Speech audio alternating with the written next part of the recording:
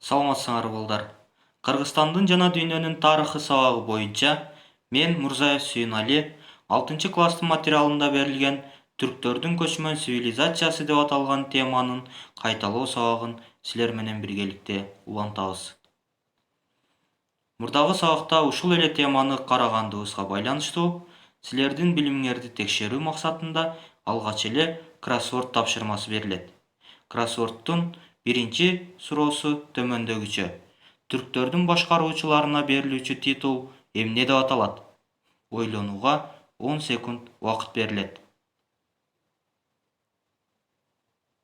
Азаматсыңар. Бул албетте Каган болчу. Экинчи суроого көңүлүңөрдү бурабыз.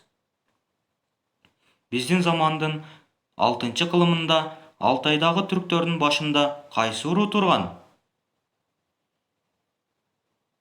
Туура. Бул Ашина уруусу болчу. Эми 3-чү суроого көңүлүңөрдү бурабыз. Бумун өзүнө кандай титул алган? Албетте, Эл Каган деген титул алган. Эми 4-чү суроо. Жужандарга баш ийип турган мезгилде түрктөр кайсы жерди мекендешкен? Албетте, бул Алтай болчу. Эми 5-чи суроо. 553-572 жылдары Кагандыкта ким бийлик жүргүзгөн? Албетте, бул Мукан Каган болчу. Акыркы суроо. Бул Кагандын учурунда түрктөр Босфорго чейин жетип, Крымды каратып алган. Ал кайсы Каган? Туура таптыңар. Бул Таспар Каган болчу. Ой азаматтар, эми сабагыбызды улантабыз. Батыш түрк Кагандыгын ээлеген аймагы. 603 жылы Батыш түрк Кагандыгы негизделген. Ага мурдагы түрк Кагандыгынын курамындагы Борбордук Азиянын ири бөлүгү. Анын ичинен Жети Суу, Теңиртоо, азыркы Кыргызстан, Казакстандын батыш бөлүгү кирген.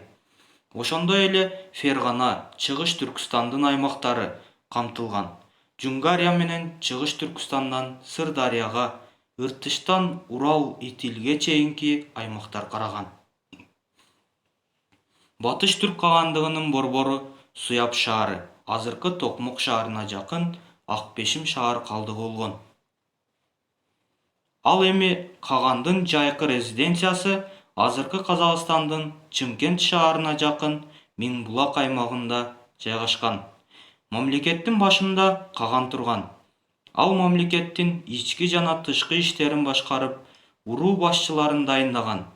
Ушул учурда Батыш түрк Кагандыгынын экономикасы көтөрүлүп, элдин турмушу оңолгон. Мамлекеттин казынасы толуп, армия күч алган. Батыш түрк Кагандыгынын башчыларынын бири Тон Жабгу Кагандын бийлиги учурунда анын ордосуна келген Кытай монахы, саякатчы Сюан Изан хандын сарайы өтө кооз жасалган. Хан жашыл атластан чапан кийген, башын чекесинен желкесине карай ичке жибек сызма менен байлап койгон. Ал узун чачын чекесине, жаактарына түшүрбөй кармап турат. Аңчылыкка чыкканда ханды 200 атчан жоокерлери коштоп жүрөт. Алар да жарашыктуу кийинген. Жоокерлер узун найзалар, жаалар менен куралданган. Найзалары желекчелер менен кооздолгон деп жазган. Кытай саякатчысы андан ары хандын акылдуу экендигин сөзгө маани берип, кунт коюп угуп, маанилүү ойлорду кубаттап, акырында саякатты улантуу үчүн муктаждыктарын канааттандырып, чоң ызаат менен Индияга узаттырып койгонун ыраазычылык менен белгилеген. Батыш түрк Кагандыгы кең ири аймакты ээлеген. Анын курамына кирген элдер ар кандай деңгээлде өнүккөн. Батыш түрк Кагандыгынын доорунда түрк калкынын өзөгүн онок эли түзгөн. Алардын уруулары 7-кылымдын башында Жунгариядан Афганистандын түндүгүнө чейин таркаган. Онок эли 2 бөлүктөн турган. Булар Дулу жана Нушиби уруулары болуп эсептелет. Дулулар Чүй өрөөнүнүн чыгыш тарабын, Нушибилер батыш тарабын мекендешкен. Алар 630-жылдары бийлик үчүн бири-бири менен каршылашкан. Ушуга байланыштуу түрк каганынын негизги милдети кагандыктын бүтүндүгүн сактоо эле. Ал басып алган жерлерди бекем кармоо, каратып алган элдерди башкара билүү үчүн аракет кылган. Ошондой эле Батыш түрк кагандыгы Кытайдын Суй жана Тан империялары, Сасаниттик Иран жана Византия империялары эфталиттердин мамлекети менен чектеш турган. Буларда отурукташкан дыйканчылык маданияты күчтүү өнүккөн. Ошондуктан алар тең тайлашуу үчүн кагандыктын күч-кубатын чыңдоо керек эле. Кытай империялары менен түрк кагандыгы атаандашып турушкан. Бири-бирин алсыратып, саясий аренадан сүрүп чыгарууга аракеттенишкен. Алардын негизги максаты Улуу Жибек жолуна көзөмөл жүргүзүп, Улуу Жибек жолу өткөн аймактарды өз таасиринде кармап туруу болгон. Бирдиктүү түрк мамлекети экиге бөлүнгөндөн баштап эле батыш жана чыгыш түрк кагандыктарынын ортосунда атаандашуу күчөгөн. Ал тургай кандуу кагылышуулар болуп турган. Бул күрөштө чыгыш түрктөрү үстөмдүккө умтулган. Ал эми батыш түрктөрү өз алдынчалыкка аракет жасашкан. Көчмөндөрдүн колу менен талкалоо саясатын кылдат өздөштүргөн кытайлыктар түрктөрдүн эки бөлүгүнүн ортосунда от жагуу аракетин күчөткөн. 634-жылы бийликке келген Ишбар Хилаш кагандын аскердик административдик реформа жүргүзгөн себеби Нушиби менен Дулу төбөлдөрүнүн карама-каршылыктары токтотуу жана Батыш түрк кагандыгынын бүтүндүгүн сактоо эле. Ага ылайык кагандык 10 аймакка бөлүнгөн. Ар бир аймактын башкаруучусун каган өзү дайындаган. Ал өлкөдөгү тартипти бекемдеп, ынтымакты чыңдоого аракеттенген. Бирок кагандыктагы борбордук бийлик менен жергиликтүү башкаруучулардын кызыкчылыгы дал келген эмес. 638-жылы Батыш түрк кагандыгы алсырап, аймагы экиге бөлүнөт. Тан империясы Батыш түрк кагандыгын жок кылуу үчүн согуштук аракеттерин токтоткон эмес. Согуш аракеттери көп жылга созулган. 657-жылы Батыш түрктөрү жеңилген. Кытай мамлекети Батыш түрк кагандыгын аймактарга бөлүп, аларды башкарууга өз өкүлдөрүн койгон.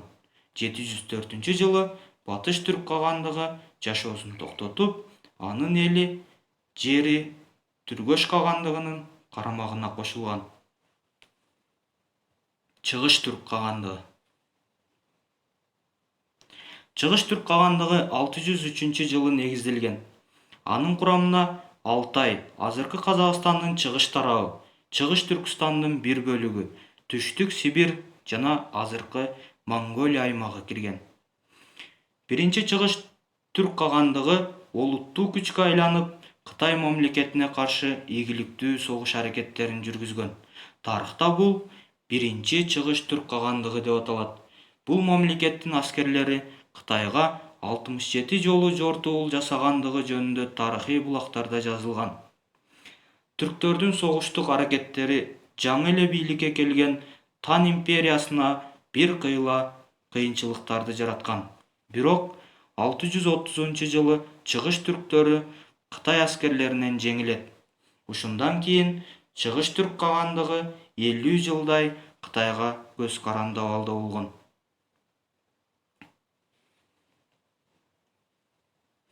679-жылдары Тан империясында кризис башталат.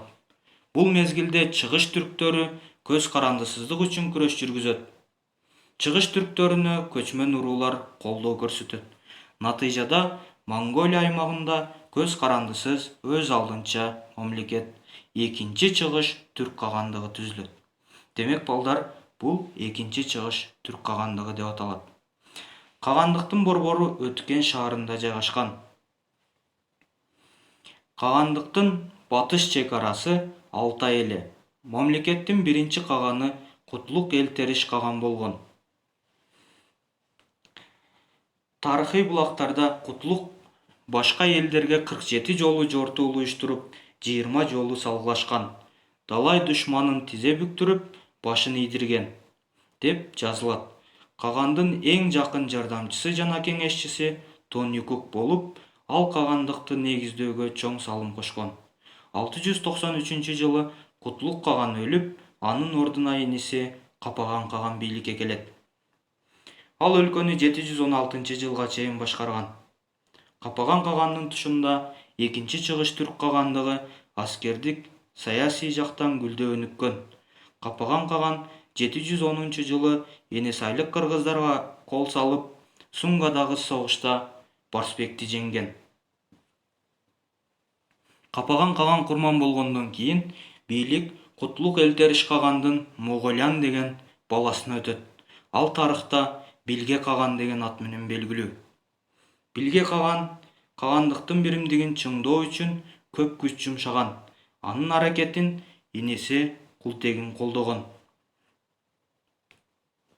741-жылдан баштап экинчи чыгыш түрк кагандыгы ыдырай баштайт. Анткени башынан эле каган тукуму эсептелген Ашин оорусунан чыккан жер-жердеги башчылар каганга моюн сунган эмес. Алар өзүнө тиешелүү жерлерди өз алдынча башкарууга өтүшкөн. Ушундай кырдаалда басмылдар, уйгурлар жана карлуктар биригип, алсыраган экинчи чыгыш түрк кагандыгына каршы күрөш баштайт. Кыргыздар болсо өзүнүн негизги атаандашы болгон экинчи чыгыш түрк кагандыгынын кулашына түрткү болот. Ошентип 745-жылы экинчи чыгыш түрк кагандыгы жашоосун токтотот. Экинчи чыгыш түрк кагандыгы талкалангандан кийин Борбордук Азияда саясий аренага уйгурлар чыккан. Демек, кайталоо максатында силерге атайын суроолор жана тапшырмалар берилет. Биринчи суроо: Батыш түрк кагандыгынын борбору кайсы жерде жайгашкан? Ойлонууга 10 секунд убакыт берилет. Азаматсыңар балдар, бул албетте Суяб шаары болчу. Эми экинчи суроого көңүлүңөрдү бурабыз. Экинчи чыгыш түрк кагандыгынын биринчи каганы ким болгон? Албетте, бул Кутлук Элтериш каган болчу. Ал эми акыркы суроо: 710-жылы Енесайлык кыргыздарга кол салып, Сунга токоюнда Барсбекти жеңген экинчи чыгыш түрк кагандыгы ким болгон? Каганы ким болгон? Албетте, бул Капаган каган болчу.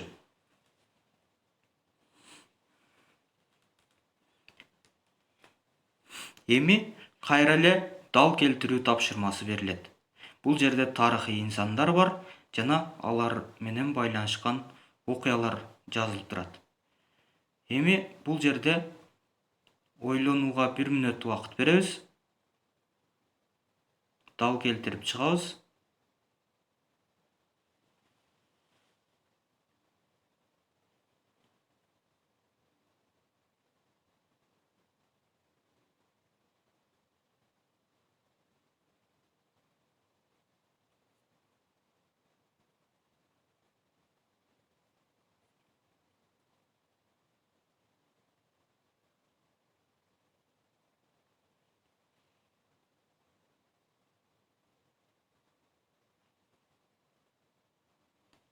Дал келтирип бүткөн болсок, биринчи тарыхый инсаныбыз Тонжабу каган экен.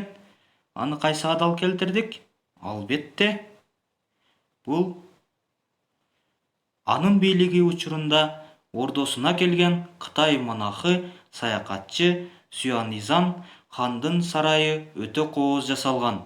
Хан жашыл атластан чапан кийген, башын чекесинен желкесине карай ичке жибек менен байлап койгон. Ал узун чачын чекесине жабактарына түшүрбөй кармап турат деп жазып калтырган. Азаматсыңар. Экинчи тарыхый инсаныбыз Ишпар Хилаш каган болсо, 634-жылы ал аскердик административдик реформа жүргүзгөн, саясий аренада эки урууну Нушуби жана Дулу төбөлдөрүн карама-каршылыктарын токтотуу жана Батыш түрк кагандыгынын бүтүндүгүн сактап калууга аракеттерди жасаган азаматсыңар. Ал эми акыркы тарыхый инсаныбыз Моголян билге каган, Капаган каган өлгөндөн кийин бийликке келип, өлкөнү бириктирүү үчүн көп күч аракеттерин жумшаган. Анын иниси Култегин аны колдогон азаматсыңар балдар. Ушу менен сабагыбыз аягына чыкты. Силерге атайын үй тапшырмалар берилген.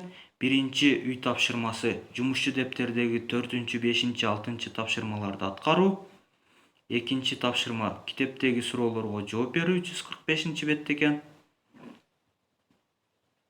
Үчүнчү тапшырмабыз тема боюнча ребус түзүү 3төн кем эмес.